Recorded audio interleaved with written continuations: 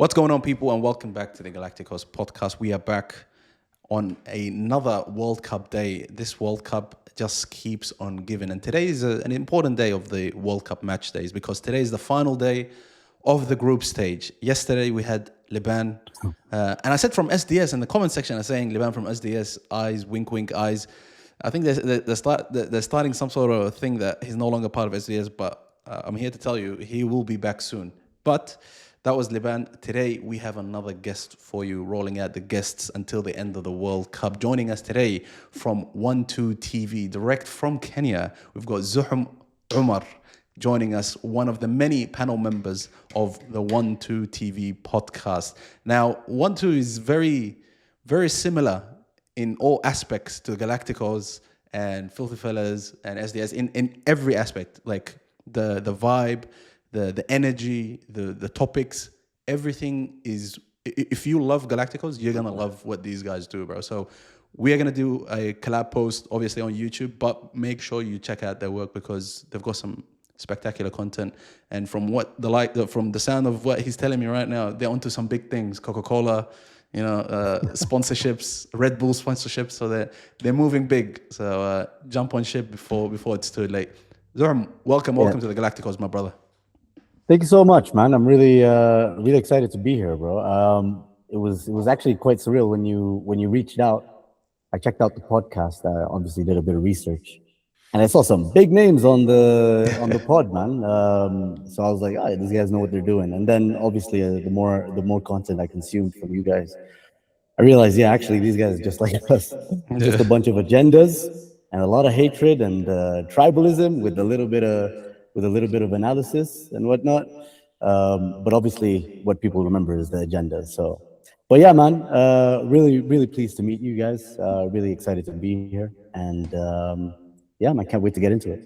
Yeah, you're one of five, but I'm sure you're going to represent your teammates well. But inshallah, hopefully in the future, we'll get a few of you guys on the show. And who knows, maybe one day, if we ever end up in Kenya somehow, or you guys end up down under, we might do it in person, inshallah.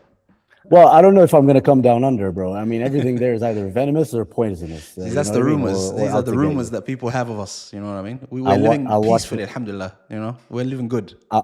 I'll watch my Nat Geo documentaries, bro. You ain't lying to me.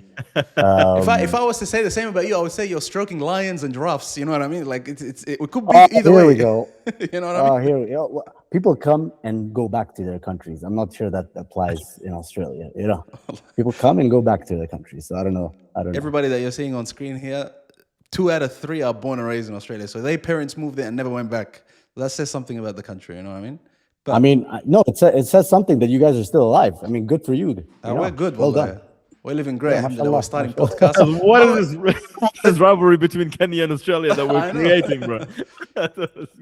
I told you, bro. Agenda, man. Agenda. That's how it goes. What's crazy is that today's episode, we've got 4 different podcasters on. Hasib, you're technically a podcaster, right? You do some podcasts every now and then. I wouldn't say so, bro. I'm a content creator, I would say. That podcast has like a bad influence on it, doesn't it? Yeah, no. I wish, but like I wouldn't say podcast because I'm a mainly individual. But I would say content creator because like a lot of personal like long format, short format videos and whatnot. But I think this would be the first podcast that has sort of taken me under the wing. And, yes, my brother. No, you know what? You've got a steady mic, so you're halfway there. Just bring a few more guests. There you go. Stand is very low. Like. You're already there, my bro.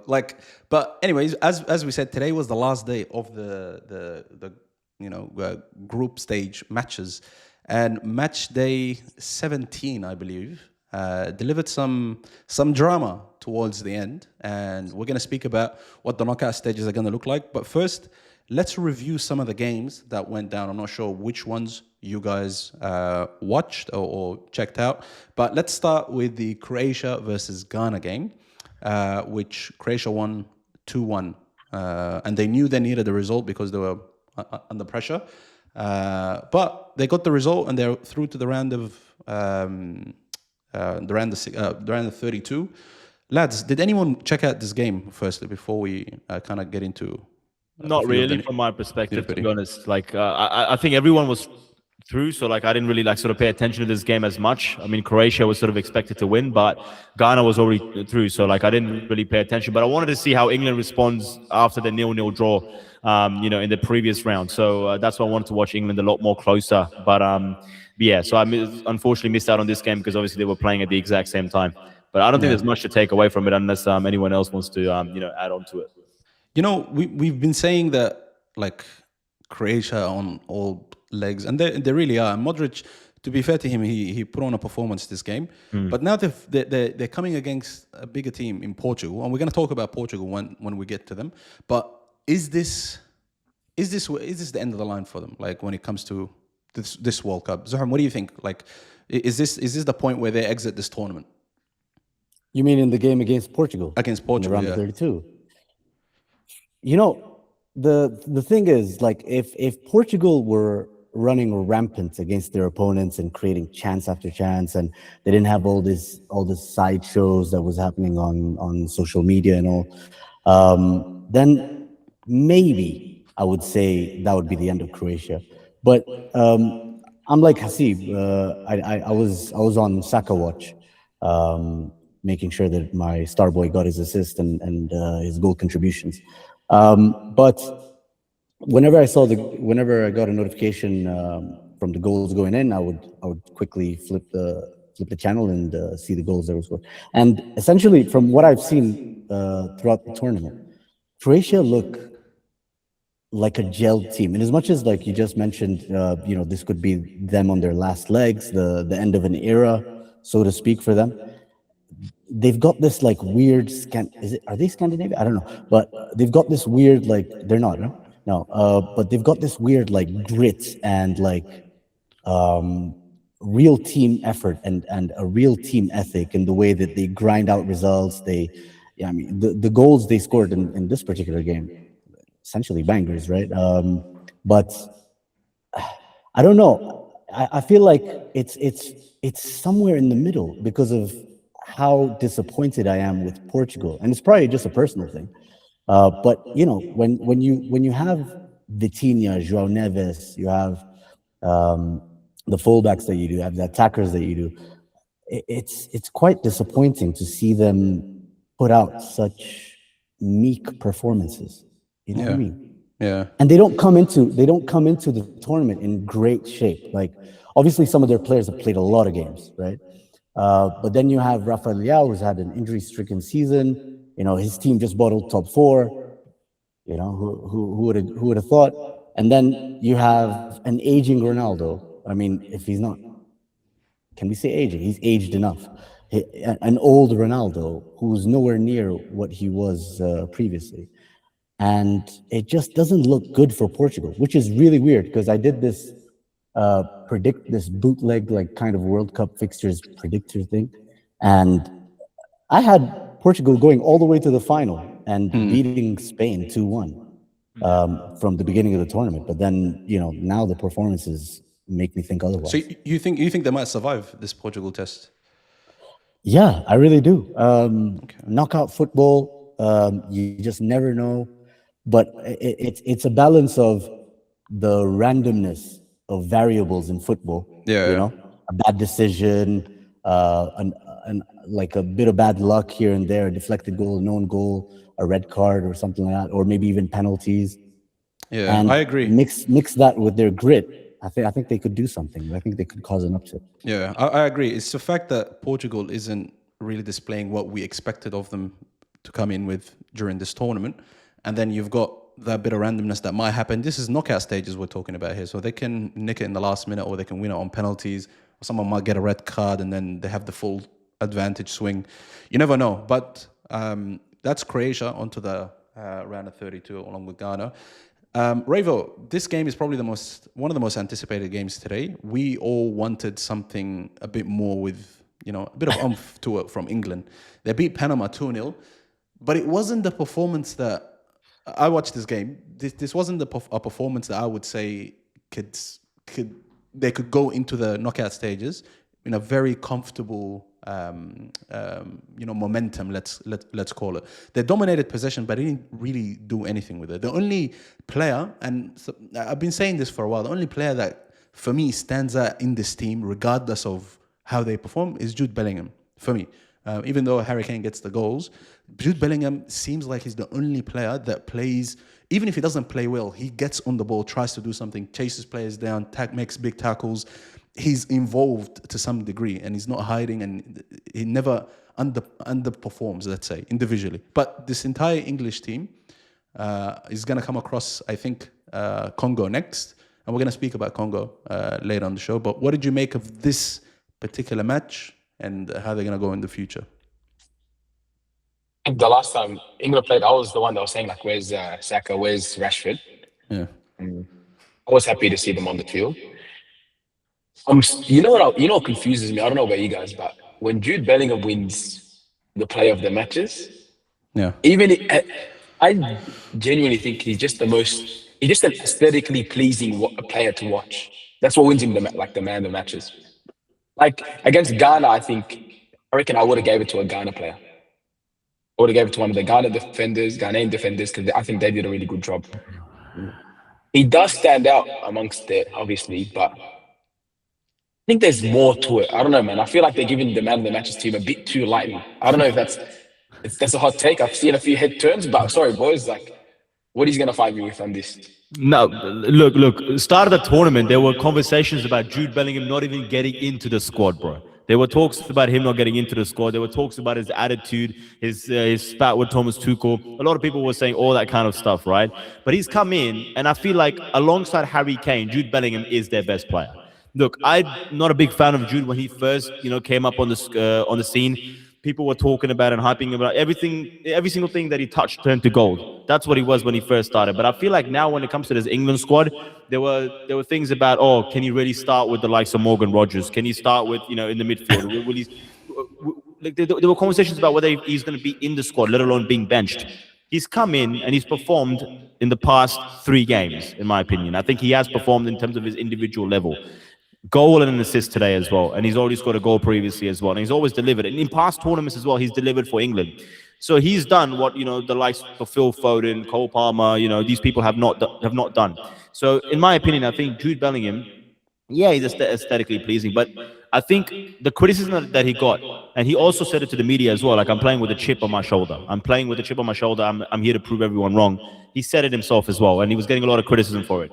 And he's coming in, and he was talking, but now he's walking the walk as well. So I think you got to give him a little bit more credit for that. But I think you can't really give it to the Ghanaian players, but to Panama players, because it's 2-0, and Panama is leaving this joint with like 0 points, and the Commanders 4 goal difference. So like, I think England, it wasn't convincing, and going off what Liban said yesterday as well, they don't really play the way that England should be playing.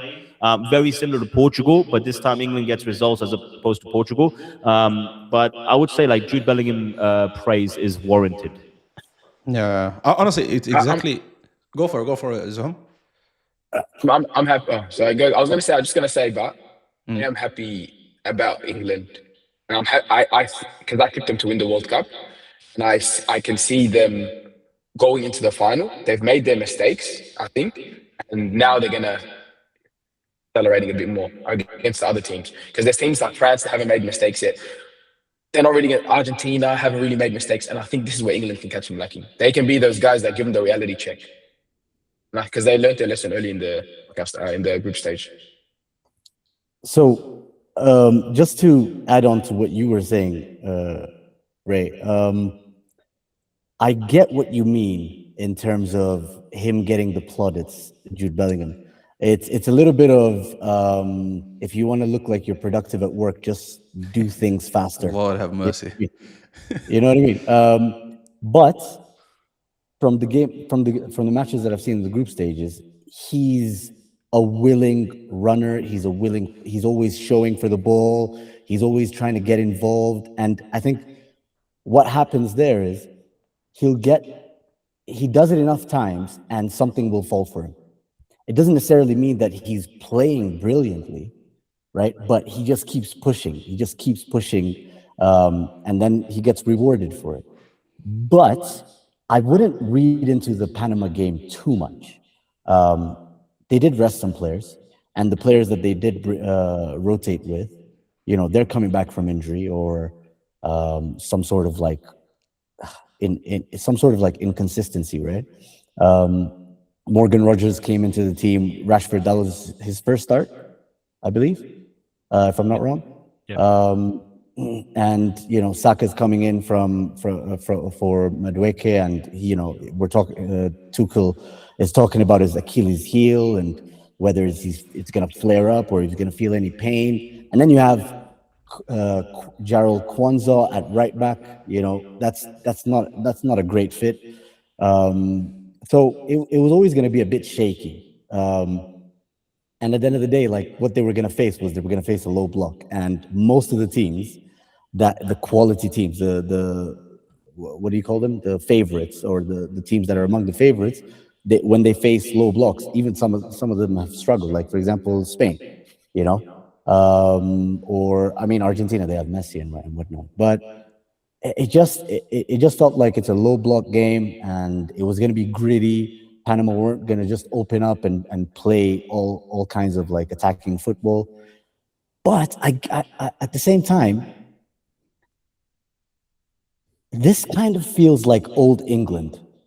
It does not feel like a team. It feels like I'm watching Frank Lampard and Steven Gerrard. It feels like I'm watching a collection of individuals, and they're just trying to figure it out. That's where I'm at with England. Yeah, I would say this is by far. I don't know. Maybe I'm just recency biased, but it's literally exactly what Liban said yesterday, which was they're so boring to watch.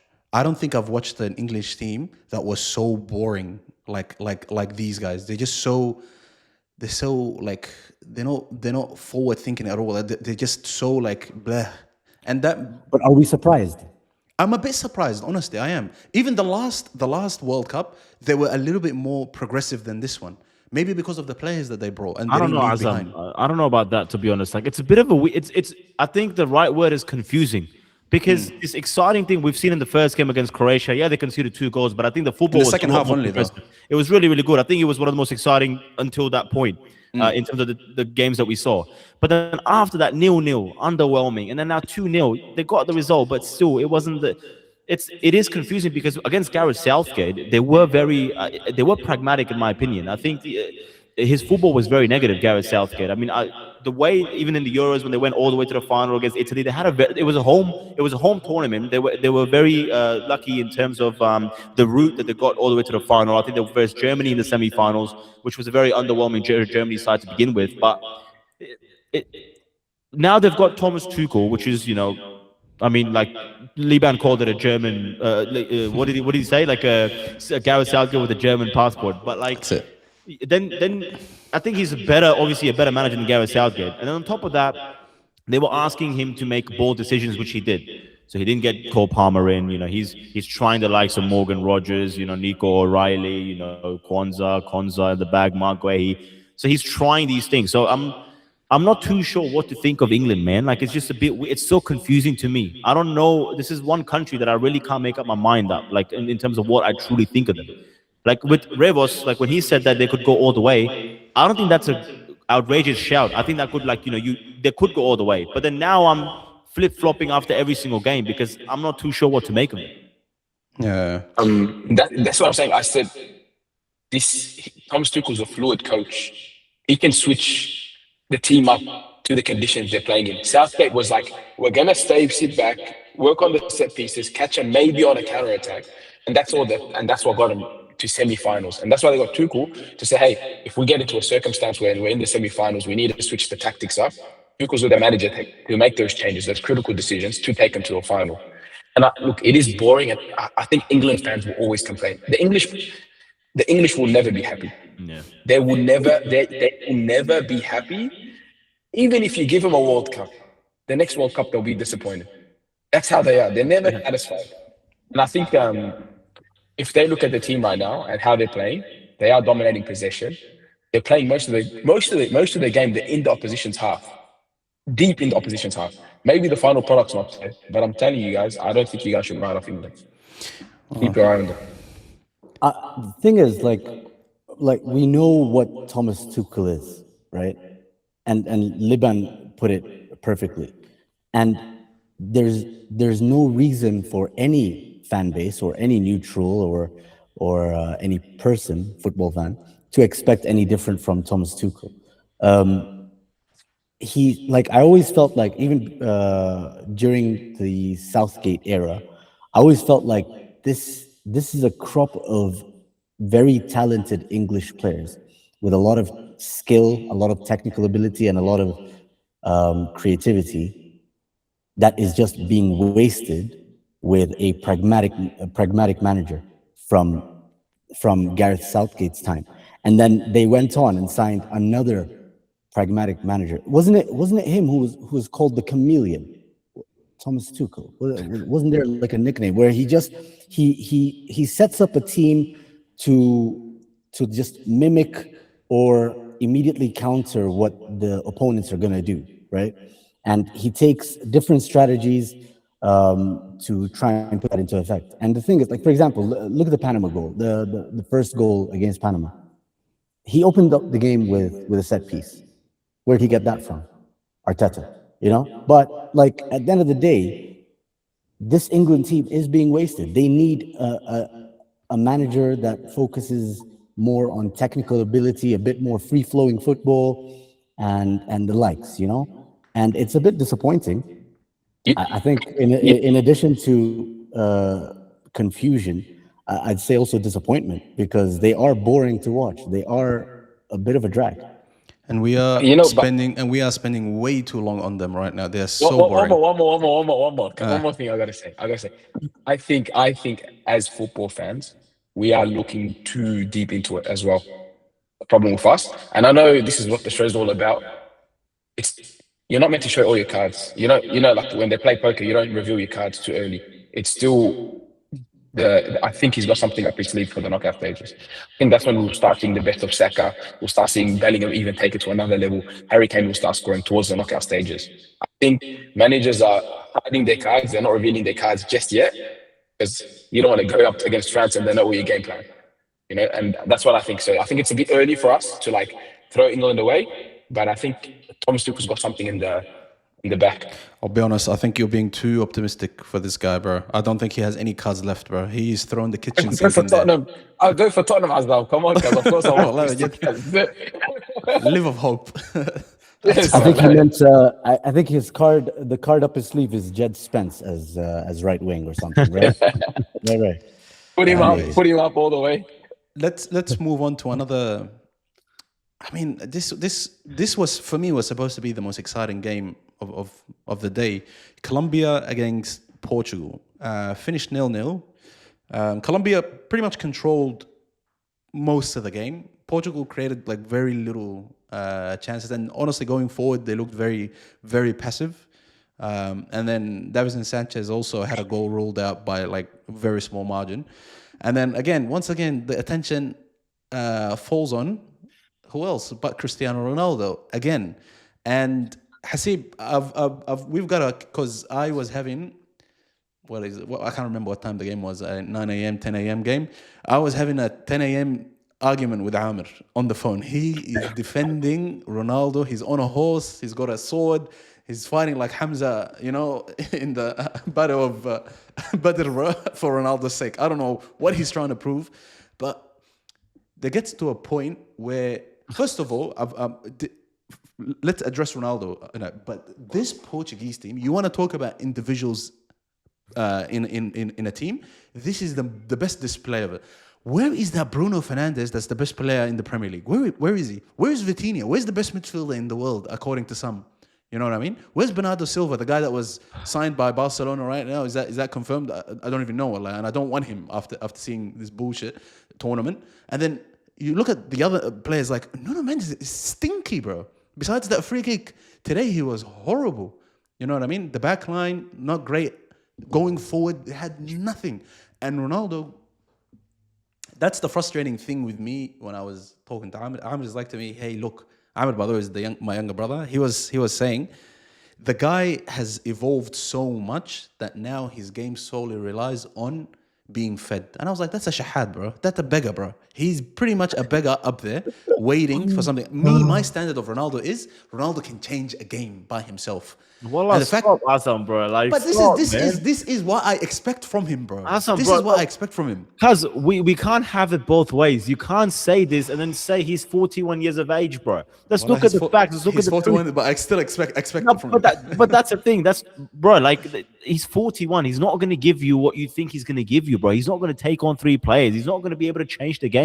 His game is not relied on that, unfortunately, as much as you want it to be. But why is it on Ronaldo? I don't understand. It's not on Ronaldo. For me, it's on the Ronaldo. Portuguese team. But when I see Ronaldo there, and I'm like, this is the level khalas that he's like descended down to play with these bums, and he's a bum. He's one of the bums right now.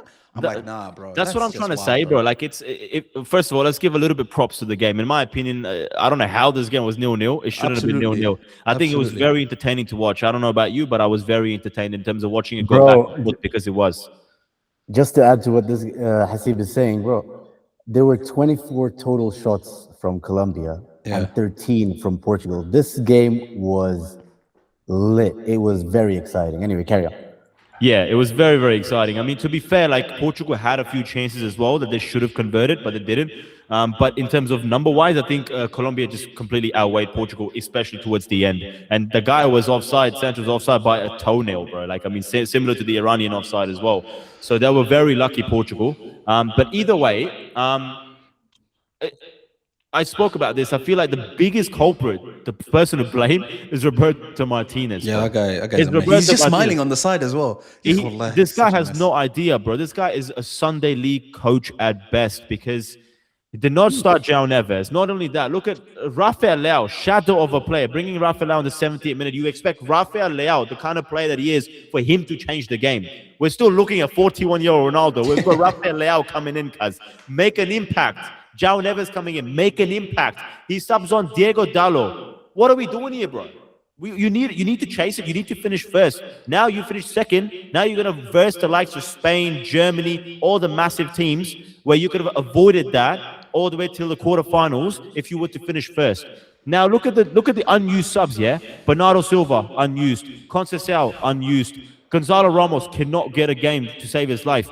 Even if Ronaldo's there, put him alongside Ronaldo if you're trying to chase a game. Do something different. Have something different. This is a tournament football. You're not doing it. This is not a league format, bro. Trincao, again, somewhat of an attacking midfielder. Didn't put him on. And I am convinced, bro, when I look at Vitinha, if PSG win a game, if the team that Vitinha plays for wins a game, we're calling him a world-class midfielder. But when he loses a game, nobody ever bats an eye on Vitinha, bro. I'm starting to look at this with a different lens. This is fraudulent activities that are going on. I knew you were going to bro. go there. This is You're going to call him a fraud. activities. This is the amount of runs that I saw this game very carefully. The amount of runs that I saw maybe even Nuno Mendes make, João Felix make, Ronaldo make. This guy was extremely passive. Nothing went vertically, bro. Always sideways passes, conservative, because he wants to get his passes up. Bruno Fernandes whinging every single opportunity that he gets. I mean, they started Ruben Neves, which I sort of understood why he did that. But take him off. Put Bernardo Silva in the midfield, bro. Put Trincao in the midfield. Pedro Neto played an entire 90 minutes. I don't know why he played the entire 90 minutes. Oh, João Felix was the better. What is this man doing, bro? Diego Costa was the best player in this. I can't believe we're talking about a Portuguese team with this much quality when you got Diego Costa being the best man on the pitch. What is going on, bro? Yeah. What is going on? And I'm No, like, but to be fair, Hasib, to be fair, these are all great players, right? yeah, They don't need that much instruction, in my opinion, to put out a performance. Like, give me an 8 out of 10 performance. Yeah. So when you have Pedro Neto and Ruben Neves, I know he went to Saudi, but he's still a baller. yeah. João Felix and all the Cancelo, these guys are dropping stinkers. Stinkers. So, for example, then you have Azam saying that Ronaldo, he's disappointed, bro. Look at the quality in that midfield, and he's still starving. How is Ronaldo fasting like it's Ramadan, bro? And he has like Mendy, Fernandes, He has Shawarma Neves and all these guys, bro, that can feed him. Like, bro, like he's getting nothing. He's getting nothing. And Ravos talked about people showing their cards. Bro, these guys were showing their free kick routine cards against Uzbekistan in the group stages. Like, why not? Why not switch that up in the more important games? You know, when it really counts in the round of 32. Like their application, their strategy is so off. But then at the same time, the players really need to have a long, hard look at themselves, because it's a bit of both. It's mismanagement rather, and lacking performance. It's just a shit show. It's an absolute shit show. And look, we can't blame Ronaldo, because we've seen what he can do if he was to get those services. Bro, like, look, it's Uzbekistan, but the 2 goals that he scored were proper striker goals, man. Yeah. Especially the second one, bro. The second one, I didn't even know he could do that at the age of 41, cuz. Like, it was a good finish, bro, in my opinion. And I'm like, we can see what this guy can do. Cuz, just do more of that, bro. What are we doing, cuz? Just do more of that. You won 5-0. You're coming off a high, and you're versing Colombia. This is the real test. Against Uzbekistan and against DR Congo, those weren't the test. The real test was against Colombia. Now you're going to go against the Croatian side, where it's not a surprise if they get a result, bro. Because in terms of Croatia is a much more experienced team than Portugal when it comes to the international stage. 2018, they went all the way to the final. Yeah, they got spanked, but they got the capabilities to go all the way to the final, bro. So I'm very worried about this Portuguese team, and I hate a team being wasted. Roberto Martinez did this again with Belgium. They ruined the golden generation. He's doing it again with Portugal, bro. He is the problem, in my opinion, but I also agree with Zoran that they need to perform. The individual qualities, they have enough in the back to be able to produce something, and they're not even doing a quarter of what they could do. And it's frustrating to watch, man. I want to give Luis Enrique award for best manager. Yeah. Best manager in the world for convincing us. Vitinha in the discussion of who's start one, sell one, bench one between him, Drew Bellingham, and Pedri. He's not on their level. He's not even close to their level. This guy is actually a fraud. He does not know how to create anything. The guy does not know how to create nothing. And he doesn't even know how to give a pass to Bruno Fernandes to create something and put Bruno Fernandes in a position to create something. I think that when I was watching them, I was like, bro, this guy's a disappointment.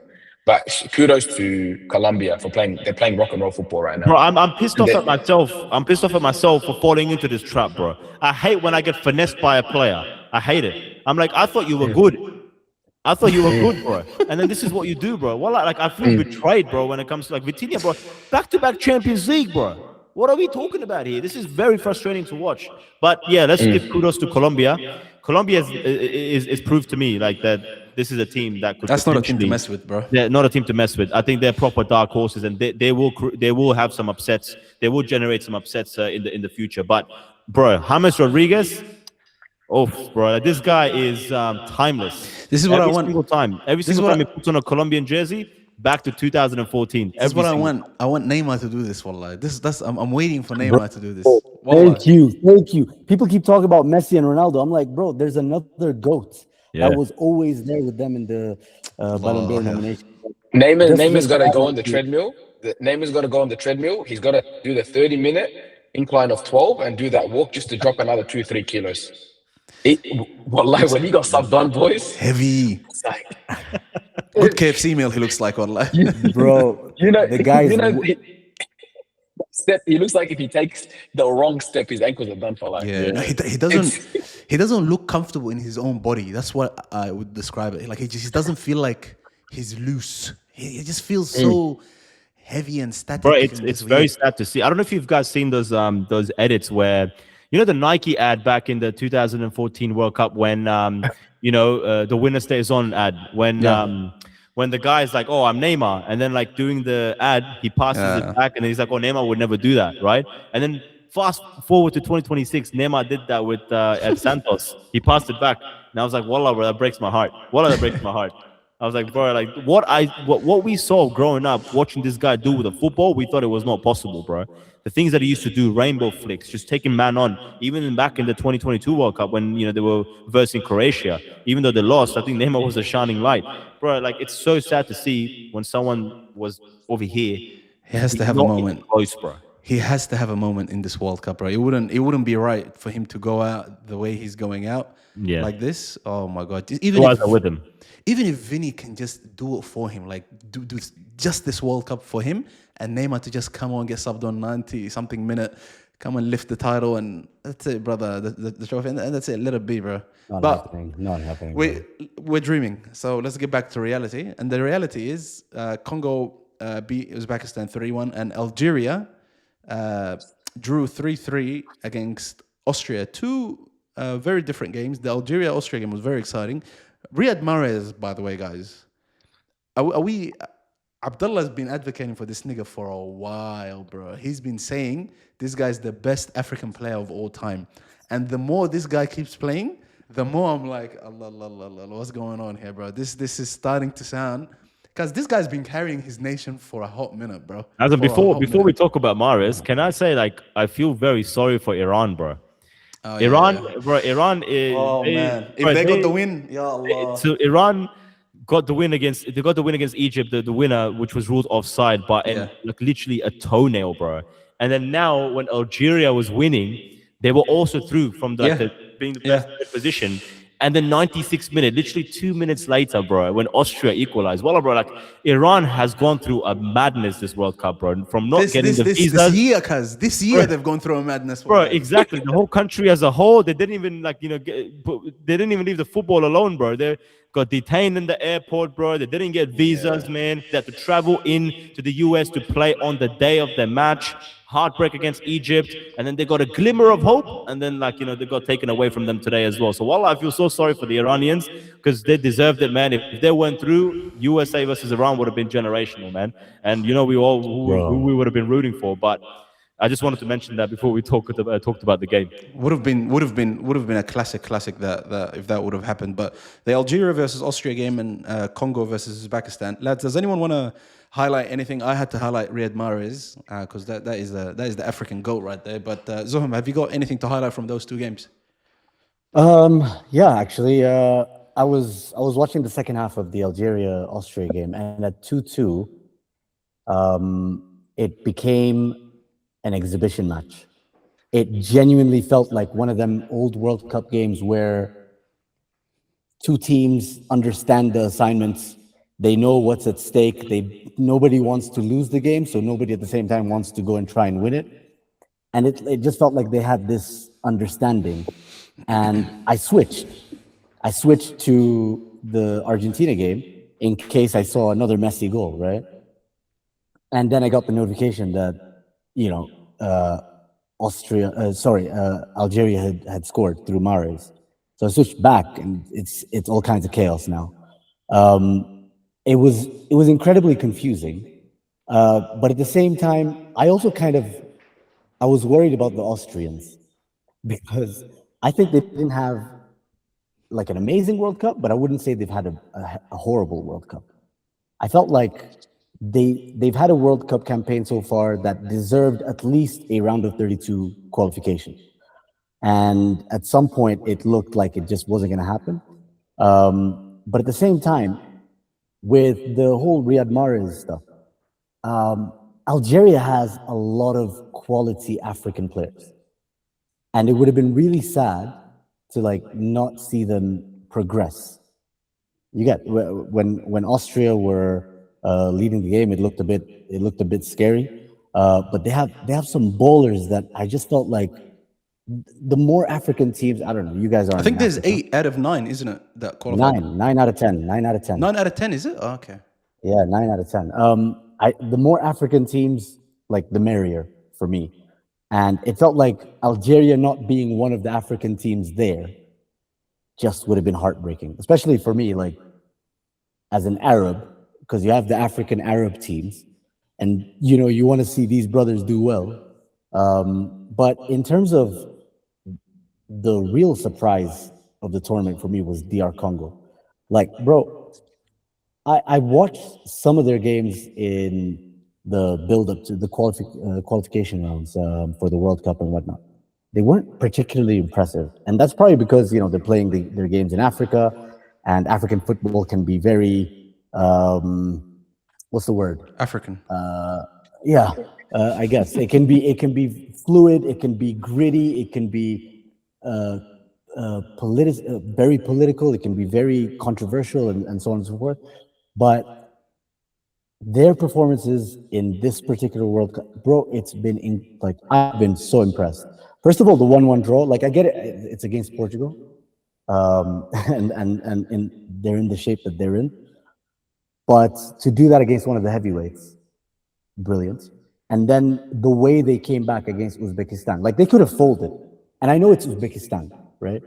But they could have easily folded under the pressure and just went out on a whimper. But the way they fought back, bro, there's a real spirit in that team. And I think why I'm really pleased with these African teams, and especially like most of them going through, is because they feed into the narrative for me of the underdog story in the World Cup. Like that's what this World Cup has been for me. Personally, I'm a Brazil fan. I've grown up as a Brazil fan, but then as I've grown disenchanted with international football throughout the years, it's all been about like the underdog stories, what it means for that nation, what it means for that for history and so on and so forth. And the fact that they added to that piece of history has been fantastic. I'm so excited for them. I can't remember. I had it open here in terms of the knockouts. They play England. Yeah, and they then- play England. And then if they beat them, they either play Mexico or Ecuador.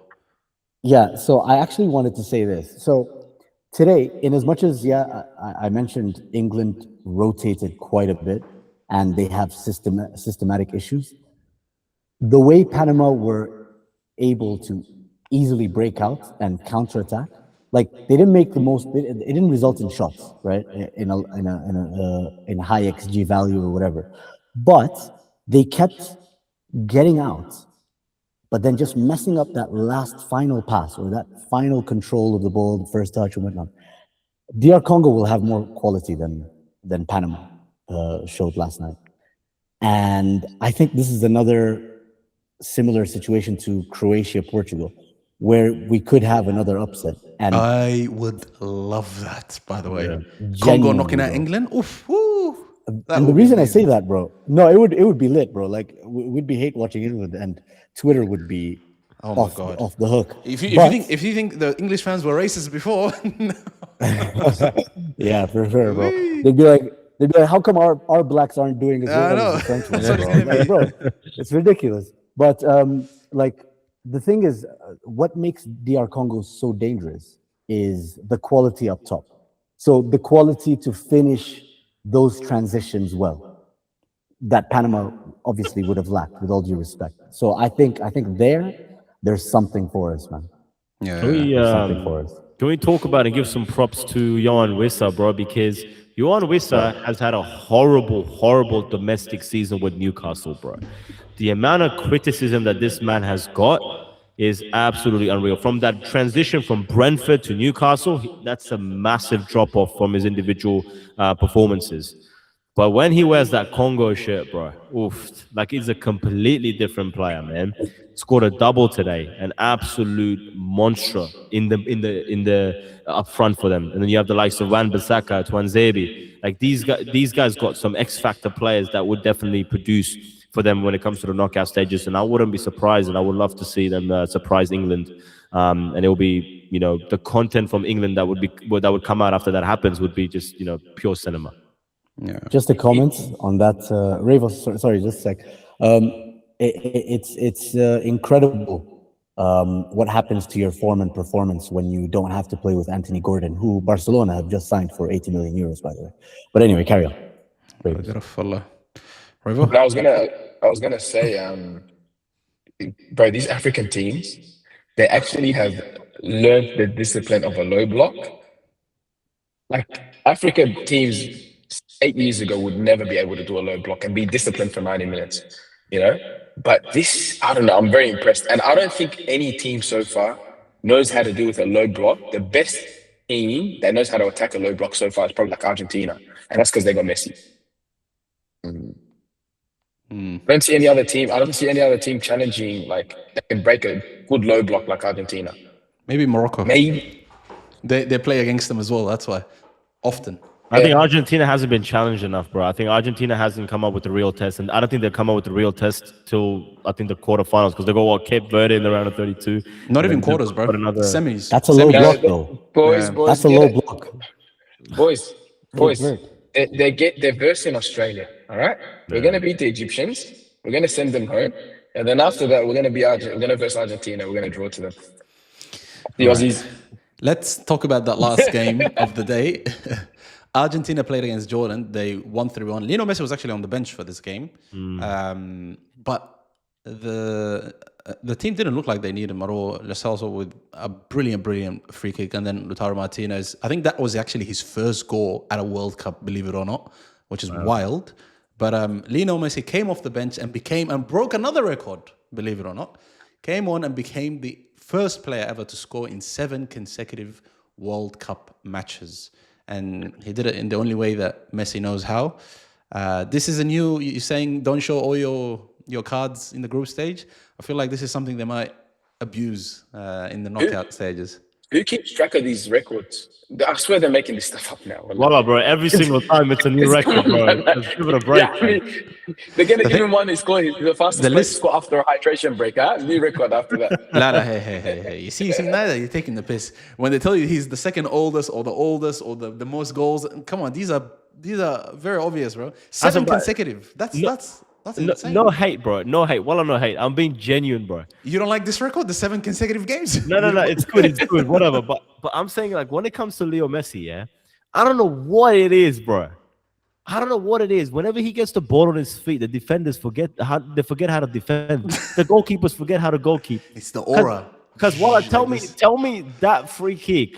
Because tell me that wasn't safe. That was poor from the goalkeeper. What are we doing here, bro? Like, I'm tired of overthinking. That was the second time. He did that. He did the same thing, trying to read Lo Celso's free kick. Yeah. And he looked like an idiot. Yeah. And then he tried to do the same thing now with the greatest player ever. Yeah. Bro, the goalkeeper in this World Cup, it's so weird because, bro, there's no middle ground with the goalkeepers. They're either really good performances or really shit performances, bro. Like, what was the Uruguay goalkeeper yesterday got subbed off after, like, the 45th minute. Yeah. He got subbed off. He had a stinker. three games in a row. Lucas Zidane had a stinker against Algeria versus Argentina. And guess what? This guy as well. He was subbed off today. I was actually looking for him today because that goalkeeper was stinky for Algeria today as well. Yeah. He copped some ugly goals, bro. Bring back the Zidane nigga again. That's no middle ground, bro. It's either really good, really bad. Like, there's no middle goalkeeper. The guy is called Ben Bot. Like a literal NPC, man. What are we gonna do, man? I mean, we should have expected it. Stinky. Yeah. But Argentina cruised through their groups, the group stages. They won 3 of their games, and like Hasib said, they have quite an easy, quote unquote, easy run. So they're playing Cape Verde next in the round of 32. Then the winners of Australia versus Egypt. And then if they win that, then it's either one of Switzerland, Algeria, Colombia, or Ghana. So that is cruising. And then after that, they get the other side, which had England, Brazil, Japan, Mexico. So really the biggest challenge there is Brazil.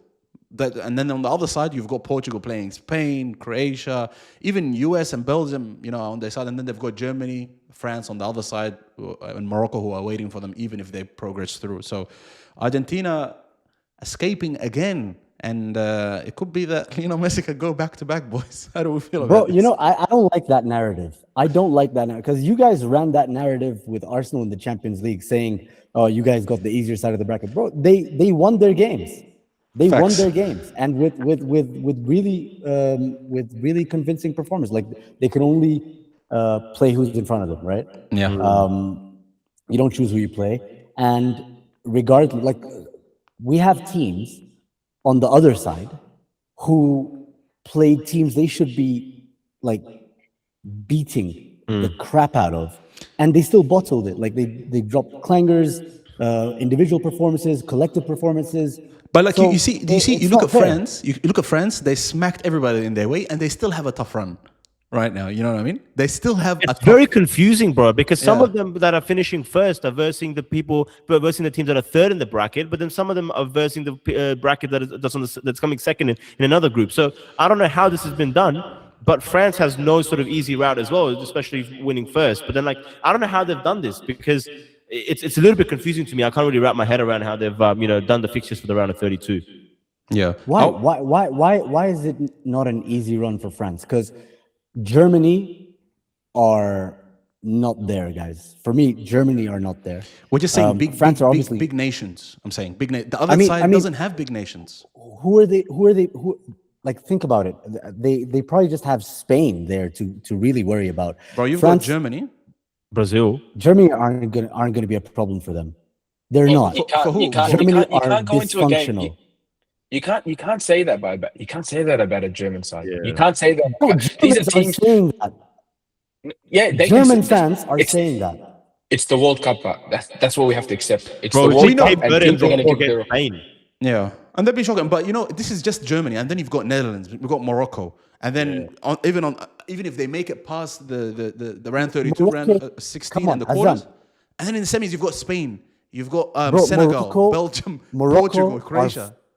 Hold on, Morocco and Netherlands, they're not good enough to beat France. Morocco are essentially the French national team rejects. No. What I was saying, if you put them on the other side, they'll give Argentina a run for their money. For sure, they would. I mean, they would. Maybe in that. No, of course. I mean, some of those teams, like maybe a Spain for Morocco sure. would. But Belgium, Oh my God, Belgium Morocco have issues. Would make Argentina work for it, man. Morocco, for Think- sure. Netherlands definitely are a nuisance. Yeah, even Boys, you Netherlands. got to respect Netherlands. Look what they did to Argentina. Argentina won the last World Cup.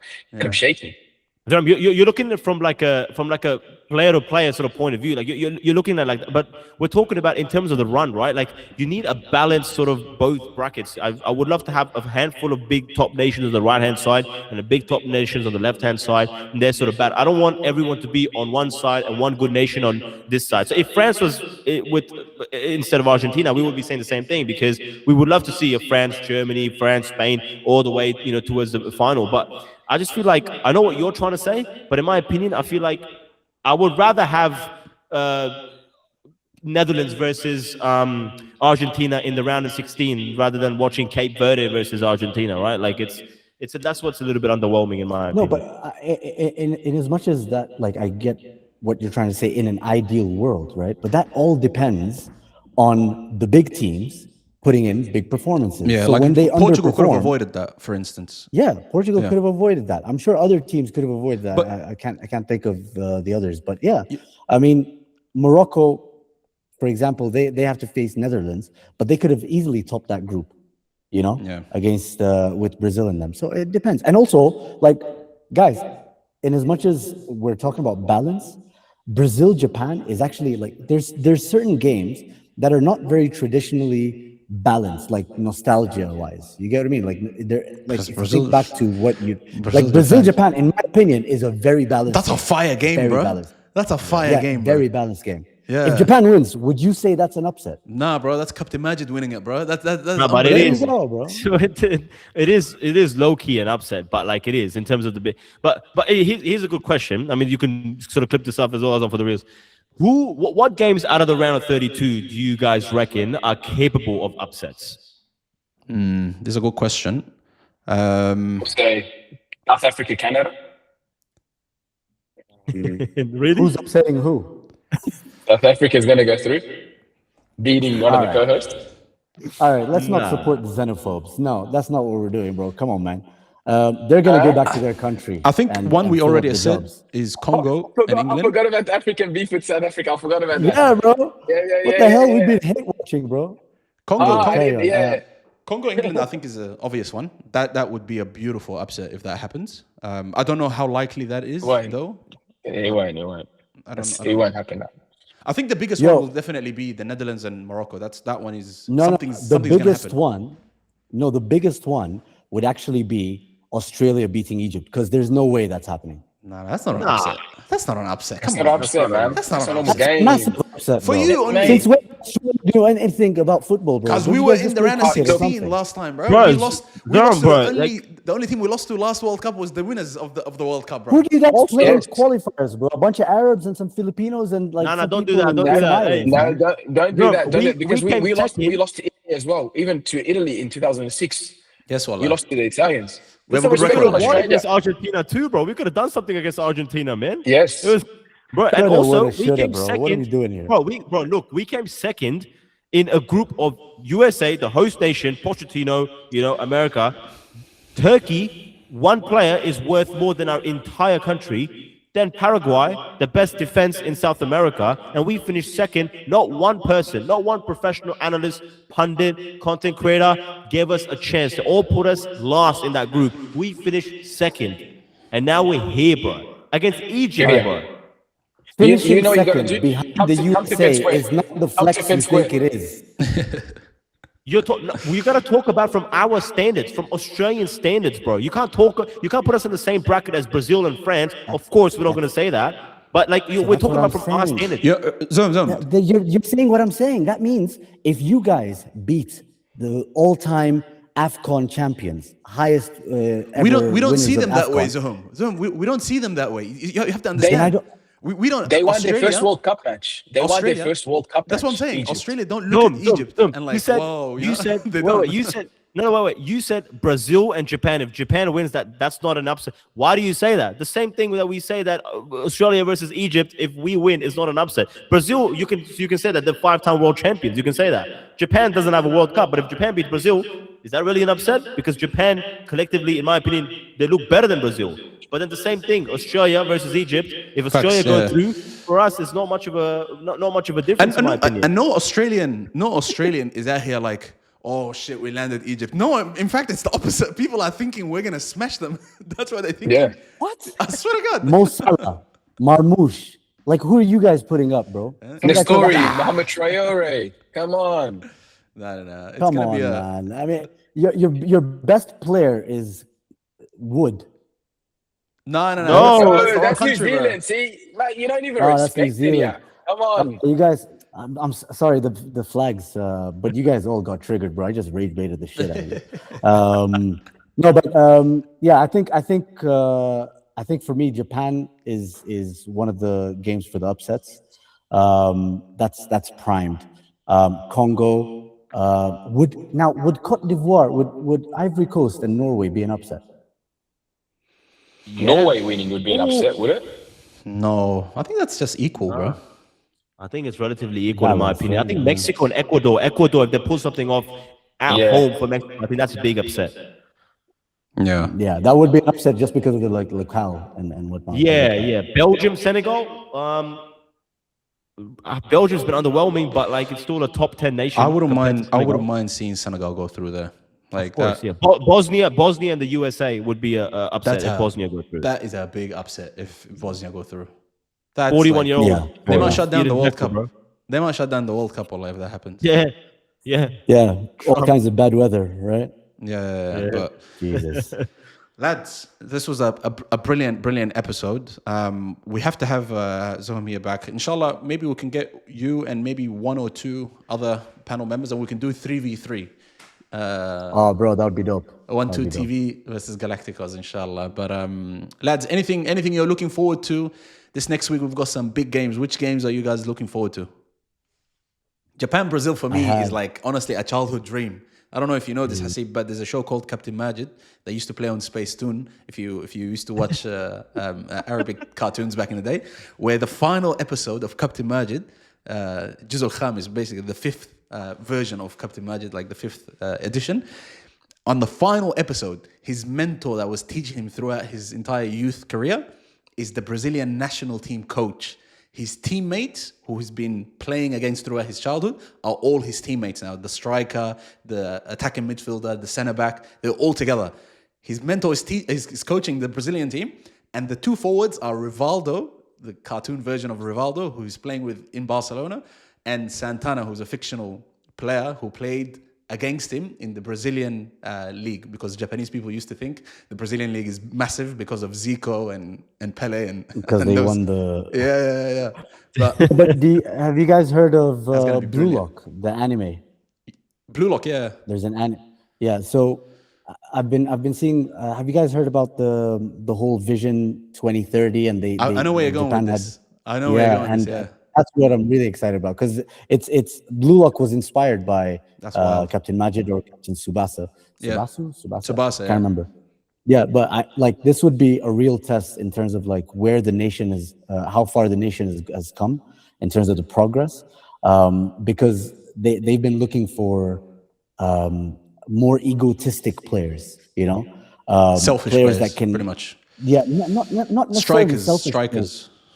Strikers, but it's more on the notion that if you look at the best teams ever, or the best teams that have won trophies, the World Cups, the Euros, and whatnot, the thing that separated those teams from the rest of the teams they played against was that more often than not, that team that won whatever trophy or competition it did had more talent, and that talent eventually wins you more games, 9 times out of 10. Yeah. And I want to see that. I want to see that on show. There's some players there that are really, really impressive. That striker Ayase, is it Ayase? I can't remember. The striker who's playing for Feyenoord, he scored 25 goals for them there last season in the league alone. And I just think that's going to be a lot of fun. And I hope, in as much as I've always been a Brazil fan, I really wouldn't mind that upset. Yeah, I want it for Neymar, but I love this Japanese team, bro. I want something for them badly, bro. I wish it wasn't Brazil that they were coming up against and someone else, but it's going to be a good one, bro. That's the one I'm looking forward to. Anyone else want to pick a side here? Yeah, Netherlands, Morocco, and Australia, Egypt. Those are my other 2 games. Yeah, beautiful games there. Wallah. Can I just quickly, Ravos, you just reminded me, when we went for the Red Bull tournament all the way to the final, Netherlands played Brazil, and we kind of befriended the Netherlands team, and like 4 out of the 7 players in the team were Moroccan. It's literally just them versus their immigrants. Netherlands versus Morocco, that's a derby as far as I'm concerned. I'm pretty sure that's how it's going to be viewed in Morocco. That's how they're going to see it. It's going to be a lot of fun. A lot of politics behind that. Hasib? Yeah. I would say, look, I'm scared for this one. Portugal versus Croatia. Well, You're bro, praying for your boy. bro, I'm gonna make some dua for my brother here. Hopefully he sneaks through. I don't care. But but I would love to see Bosnia upset the US as well. That would be very, very nice to see, because it's a lovely story as well. So I want Eden Dzeko, 40-year-old Eden Dzeko, to do some bits against the US. That'd be mad. And Zom, you've got a game day that you're looking forward to? For me, it was honestly Brazil-Japan. Japan, yeah. But you've already chosen that one, so I'll go. Wait, Ravos, No, you can choose. mentioned It's fine. England. It's fine. That's All right, fair. But second choice is England, Congo. I think there's something cooking there, bro. Something bubbling under the surface. Well, that is it, lads. Like always, make sure you like, subscribe, and turn on your notification bell. We've got some big games coming up, so we're going to try and continue pushing out content, whether it's in person in the studio or online in this format. So be sure to check us out. And again, check out Hasib as always. Check out Zuhum and ONETWO TV and Talking Trophies as well, and everybody involved on the show. Lads, appreciate you guys for coming on again. See you guys next time. Take care. Peace. All my niggas, we intimidated. All my they intimidated. Burn City, we intimidating. Got my young boy, he intimidated. All my shooters, yeah, they really aiming with them cold niggas. We ain't got no patience. Money talks in my conversation. One niggas, they are imitated. Ask my dogs, we intimidated. Ask my bro, we intimidated. How you poppin', no niggas hating, and I play the whole to keep